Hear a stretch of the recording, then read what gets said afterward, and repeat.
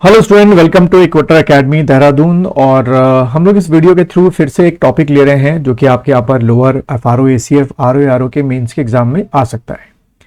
और वो टॉपिक है, मेंस के साथ साथ प्री में भी आ सकता है। और वो टॉपिक है आपका SDG इंडेक्स 2020 की रिपोर्ट में उत्तराखंड को केरला के साथ जो है फर्स्ट जो पोजीशन मिली है उसके बारे में हम लोग डिस्कशन करेंगे कि ये जो फर्स्ट पोजीशन मिली, जैसे कि आप देख रहे हैं कि उत्तराखंड और केरला को एक साथ फर्स्ट पोजीशन मिली है। ठीक है, तो ये जो क्वेश्चन है बच्चों वो आपके मेंस के, अगर मैं बात करूं अपर PCS में और लोअर PCS से बात की जाए तो जो क्वेश्चन आपका कितने वर्ड्स का होता है, 250 वर्ड्स का आपका क्वेश्चन होता है।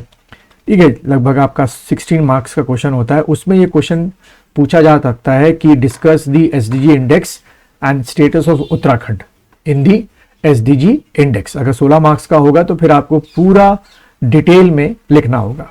तो सबसे पहले जो आप लिखेंगे कि भाई SDG में जो टोटल गोल्स हैं वो कितने आपके गोल्स हैं, तो आपके 17 गोल्स हैं जिसके पैरामीटर, यानी कि इन 17 गोल्स के पैरामीटर पे ही क्या करके कैलकुलेटिव करके हमारे उत्तराखंड को क्या मिला है, केरला के साथ फर्स्ट पोजीशन मिली है। ठीक है, एक तो ये दिमाग में आपको बात रखनी है। अब बात की जाए एक एक करके ये जो 17 पैरामीटर्स हैं ये क्या क्या है। सबसे पहला है आपका नो पॉवर्टी। ठीक है, उसके बाद है जीरो हंगर, उसके बाद है गुड हेल्थ एंड वेलबींग, आपका quality education, gender equality, clean water and sanitation. ये सब आप देखो बच्चों आपको लिखना है मेंस में। ठीक है, और एफोर्डेबल एंड क्लीन एनर्जी, उसके बाद decent work and economic growth, उसके बाद इंडस्ट्रियल इनोवेशन इंफ्रास्ट्रक्चर, और उसके बाद reduce inequality, sustainable cities and communities, उसके बाद रिस्पॉन्सिबल कंजम्पशन हो गया आपका, क्लाइमेट एक्शन हो गया, life below water, life on land, piece justice and strong institutions, और आपका पार्टनरशिप फॉर द गोल्स। तो हमारे उत्तराखंड ने इन 17 के 17 जो आपके पैरामीटर्स हैं उनमें बहुत ही अच्छी तरीके से अपना क्या किया है, परफॉर्मेंस किया है, जिसकी वजह से हमको इतने अच्छे नंबर मिले हैं कि हमको किसके साथ रखा गया है, केरला के साथ रखा गया है। तो एक एक करके अगर हम, तो पहला जो क्वेश्चन आपका होगा उसका जो आंसर का जो पहला पार्ट होगा, ये 17 के 17 गोल्स की हेडिंग आपको याद होनी चाहिए, ये आपको लिखनी है, तभी आपको नंबर अच्छे मिलेंगे। अब बात करें सबसे पहले जो पैरामीटर है नो पॉवर्टी की। ठीक है, तो नो पॉवर्टी मीन्स क्या है कि poverty in all it's form everywhere, poverty किसी भी फॉर्म में आपकी हो उसको क्या करना, एंड करना जो है, उसके बेसिस पे हमारे स्टेट को फर्स्ट पोजीशन मिली है। अब उसके लिए क्या सरकार ने किया होगा, सरकार ने कई ऐसी स्कीम्स चलाई होंगी ग्राउंड लेवल पर, जैसे कि आपके जो हमारे सेल्फ हेल्प ग्रुप होते हैं, या आपके लोन्स प्रोवाइड किए गएंगे, या आपके ऐसे लोग जो कि जिनके पास अगर लैंड नहीं है तो कोई छोटा मोटा बिजनेस कर सके, यानी कि MSME के तहत उनको बिजनेस के लिए लोन प्रोवाइड कराया गया होगा कि वो अपने अपलिफ्टमेंट को ऊपर कर सके। ठीक है, तो इस तरीके से नो पॉवर्टी जो है हर स्फेयर में हटाने की कोशिश की गई होगी। उसके बाद जैसे दूसरा आपका है जीरो हंगर। ठीक है, जीरो हंगर का मीन्स ये है कि achieve food security and improve nutrition, promote sustainable agriculture. ये पॉइंट आपने लिखना है। तो जब इसको इलेबोरेट करोगे जीरो हंगर को, तो उसमें ये पॉइंट जरूर लिखोगे क्या, कि and the hunger, achieve food security. अब यहां पर क्या है, अचीव, अगर मैं इसको लिखूं आप लोगों को लिए, तो अचीव द फूड सिक्योरिटी। ठीक है, अब अचीव दी फूड सिक्योरिटी कैसे कर सकते हैं कि भाई हम जीरो हंगर पे आ जाएं। जैसे कि आपका क्या होता है, मिड डे मील स्कीम हो गया जिसमें आप बच्चों को प्रोवाइड फूड कर रहे हैं। उसके बाद through what, public distribution system, PDS जिसको हम लोग बोलते हैं, या जिसको आम भाषा में बोलते हैं राशन की जो दुकानें होती हैं, जिसमें आपके क्या बने होते हैं, दो तरीके के कार्ड बने होते हैं। एक आपका क्या होता है, BPL बिलो पॉवर्टी लाइन का कार्ड बना होता है, एक आपका क्या होता है, APL होता है, इसका कार्ड बना होता है। दोनों के जो पैरामीटर्स हैं जो फुलफिल करता है उसका BPL कार्ड बनेगा, जो APL के पैरामीटर्स को फॉलो अप करता है उसका APL कार्ड बनेगा। और इसी कार्ड के तहत आपका जो व्हीट है, आपका जो राइस है, और भी जो आपके ऑयल है, वो आपको बहुत ही सब्सिडाइज्ड रेट पे दिए जाते हैं। तो इससे भी आप क्या करेंगे, अचीविंग फूड सिक्योरिटी करेंगे। ठीक है, एंड इंप्रूव न्यूट्रिशन की अगर हम बात करें, जो इसका सेकेंड पार्ट आप कह सकते हो क्या, इंप्रूव न्यूट्रिशन। ये सब लिखोगे बच्चों आप लोग। ठीक है, इंप्रूव न्यूट्रिशन। अब वो न्यूट्रिशन कैसे इंप्रूव किया, जैसे मैंने बताया था शुरू में कि मिड डे मील स्कीम के तहत आजकल हमारी सरकार जो है जैसे हफ्ते में एक बार दूध जो है वो प्रोवाइड कराती है बच्चों को, या हफ्ते में एक बार कुछ जगह आंगनवाड़ी केंद्रों में आपके जो है एग्स दिए जाते हैं, अंडे दिए जाते हैं बच्चों को खाने के लिए, या कुछ जगहों पे आपके फ्रूट्स जो है वो प्रोवाइड किए जाते हैं। तो उससे आप क्या अचीव कर लेंगे, इम्प्रूव न्यूट्रिशन वाली वैल्यू जो है वो आप अचीव करेंगे। ऐसे ही आपका बीपीएल ये पीडीए सिस्टम है, उसमें कुछ न्यूट्रिशन जैसे कि पल्सेस हो गया, ठीक है, जैसे कि पल्सेस हो गया वो बहुत ही सब्सिडाइज रेट पे दिए जाते हैं लोगों को, बीपीएल कार्ड होल्डर्स को, एपीएल कार्ड होल्डर्स को। तो इससे भी उनकी क्या होगी, न्यूट्रिशनल वैल्यू बढ़ेगी। तो ये सब चीजें आप अपने मेंस के आंसर में लिखेंगे। उसके बाद तीसरा इसका पार्ट है, अगर मैं जीरो हंगर की बात करूं, वो है आपका promote sustainable agriculture. Third part आपका है प्रमोट सस्टेनेबल, ठीक है, प्रमोट सस्टेनेबल एग्रीकल्चर। ठीक, अब सस्टेनेबल एग्रीकल्चर का सेंस क्या है, या सस्टेनेबल डेवलपमेंट आप लोग पढ़ते आ रहे हैं, कई सालों से पढ़ते आ रहे हैं, या कई जगह ये कॉन्सेप्ट बहुत ज्यादा आपका क्या हो गया है, अब आपका कह सकते हो कि पॉपुलर हो गया है कि सस्टेनेबल एग्रीकल्चर क्या हुआ कि, या सस्टेनेबल डेवलपमेंट पहले क्या हुआ समझ लें कि नेचुरल रिसोर्सेज को इस तरीके से यूज करना कि आने वाली पीढ़ी के लिए भी वो बचा रहे और नेचर को भी इफेक्ट बहुत कम हो। तो एग्रीकल्चर का मीन्स, सस्टेनेबल एग्रीकल्चर का मीन्स ये हुआ कि आप इस तरीके से एग्रीकल्चर को प्रमोट कर रहे हैं, खासतौर पे ऑर्गेनिक फार्मिंग हो गई, कम से कम आपका फर्टिलाइजर जो केमिकल फर्टिलाइजर होता है वो आप यूज कर रहे हैं, और मिक्स फार्मिंग को ज़्यादा आप प्रमोट कर रहे हैं, और मिलेट फार्मिंग जो होती है, दालों को उगाना जो है वो ज़्यादा कर रहे हैं, राइस को थोड़ा कम कर रहे हैं क्योंकि राइस में पानी भी ज़्यादा यूज़ हो रहा है। साथ में आपका हमको पता है कि जहाँ जहाँ चावल की खेती होती है वहाँ मीथेन का ओरिजिन या एक्सक्रीशन बहुत ज़्यादा हो रहा होता है, तो वो सब चीज़ें आप इसमें लिखेंगे। तीसरा अगर आप देखें तो क्या लिखा हुआ है, इसको मैं हटा देता हूँ। तीसरा आपका है good health and wealth being, ठीक है। अब यानी कि ensure healthy life and promote well being for all at all ages, ठीक है।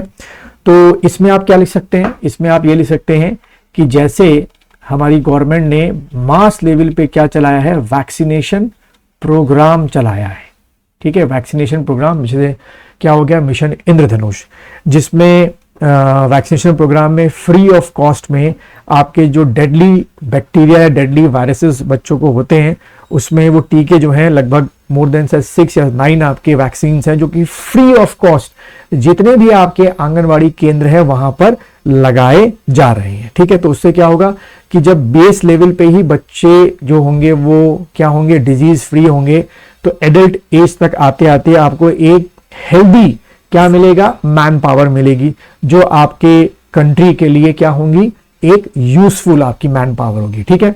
देन उसके बाद बहुत ही बड़ी तादाद में क्या खोलना, प्राइमरी हेल्थ केयर सेक्टर खोलना, सेकेंडरी हेल्थ केयर सेक्टर खोलना।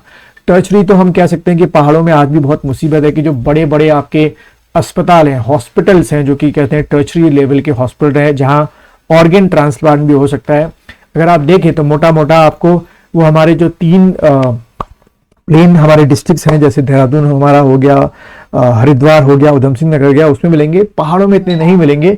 माना कि मेडिकल कॉलेजेस पहाड़ों में हैं बट इतने अच्छे नहीं है, उस लेवल के नहीं है जितने कि प्लेन्स में आपके हैं, ठीक है। तो एक ये चीज आपने वहां पर लिखनी है।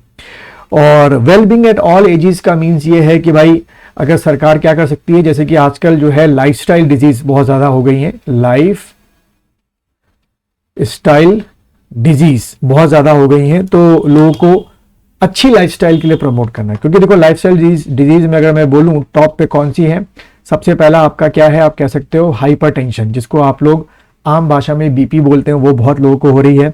उसके बाद इस कारण से, हाइपरटेंशन के कारण से लोगों को क्या हो रही है, आपकी शुगर की बीमारी हो रही है, जिसको डायबिटीज बोलते हैं, टाइप 1 टाइप 2 डायबिटीज बोलते हैं।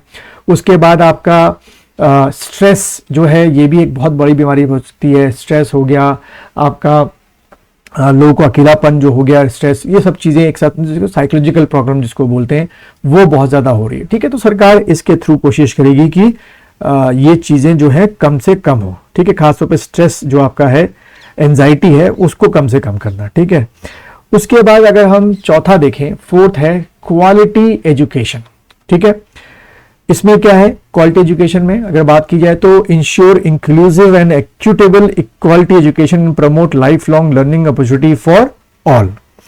तो इसको आप कैसे लिख सकते हैं, इसको लिख सकते हैं कि हमारे यहाँ इसको प्रमोट करने के लिए, क्वालिटी एजुकेशन को प्रमोट करने के लिए बहुत बड़े लेवल पे जो आपके हैं वो प्राथमिक पाठशालाएं, ठीक है, जिसको हम लोग एलिमेंट्री स्कूल्स कहते हैं एक तरीके से, वो बहुत बड़े लेवल पे खोले गए हैं। उसके टीचर्स जो हैं वो बहुत अपॉइंट हुए हैं हमारे यहाँ। देखा होगा आपने, एलटी की जॉब्स बहुत निकलती हैं, प्रवक्ता की जॉब बहुत निकलती हैं, ठीक। उसके बाद हमारे यहाँ जो केंद्र विद्यालय, जो पीएम श्री विद्यालय हो गए हैं, उनकी ब्रांचेस जो हैं वो बहुत ज़्यादा खोली जा रही हैं। फिर टिंकरिंग, ये अटल टिंकरिंग का जो कॉन्सेप्ट है स्कूलों में बहुत प्रमोट किया जा रहा है। उसके बाद हमारे जो गवर्नमेंट स्कूल्स हैं उनको हाईटेक बनाया जा रहा है, यानी कि उनमें स्मार्ट बोर्ड्स जो हैं वो स्टैब्लिश किए जा रहे हैं, ठीक है। फिर पांचवा अगर हम बात करें, पांचवा क्या है, जेंडर इक्वालिटी, ठीक है, achieve gender equality, empower all women and girl. अब इसको आप कैसे लिख सकते हैं, इसको इस तरीके से लिख सकते हैं कि जेंडर इक्वालिटी में आपका गर्ल्स का जो स्कूल का रजिस्ट्रेशन है और क्लास 12 तक का पास करने का जो रेशो है वो सरकार लगातार बढ़ा रही है कि ज़्यादा लोग, लड़कियों का रजिस्ट्रेशन हो स्कूलों के अंदर। उसके बाद क्लास 12 तक वो पढ़ें, इसके एवज में अगर वो क्लास 10th पास करती हैं या क्लास 12 पास करती हैं तो उनको कैश जो है उनके अकाउंट में जमा कर दिया जाता है ना। काफ़ी चीज़ें हैं, टैबलेट्स हैं वो प्रोवाइड किए जाते हैं उनको। और कई जगहों पर प्राइवेट तो स्कूल हैं, सरकारी स्कूल में फ्री ऑफ कॉस्ट जो है वो क्या दी जाती है, इनको एजुकेशन दी जाती है। ऐसी अगर आप बात करें जेंडर इक्वालिटी में, फिर हमारे यहाँ जो 30% का जो रिजर्वेशन है, जिसकी आप लोग तैयारी कर रहे हैं पीसीएस लेवल में, upper lower RO ARO FRO ACF सब में जो 30% का रिजर्वेशन है वो दिया जा रहा है, जिससे उनकी क्वालिटी जो है, उनका जो रिप्रेजेंटेशन है पोस्टों के अंदर वो आपका बढ़े, ठीक है। वो चीज़ आपको ध्यान में रखनी है। और एक और लास्ट हम इसमें वीडियो में डिस्कस कर लेते हैं, 6 वाला, clean water and sanitation, ensure availability and sustainable management of water and sanitation for all.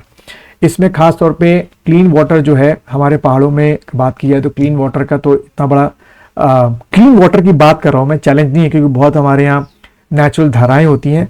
बात है कि क्या घर तक वो पहुंच पाता है, क्योंकि गांव में आज भी ऐसी स्थिति हो गई है कि इस क्लाइमेट चेंज के कारण, ग्लोबल वार्मिंग के कारण जो नेचुरल रिसोर्सेज के पानी धारे हुआ करते थे वो सूख चुके हैं। गांव से बहुत दूर तक जाना पड़ता है, पानी लेके आना पड़ता है, और पहाड़ों में ट्रैवल करना और आना भी बहुत रिस्की होता है। जो पहाड़ों के रहने वाले लोग हैं उन्हें ये बात पता है।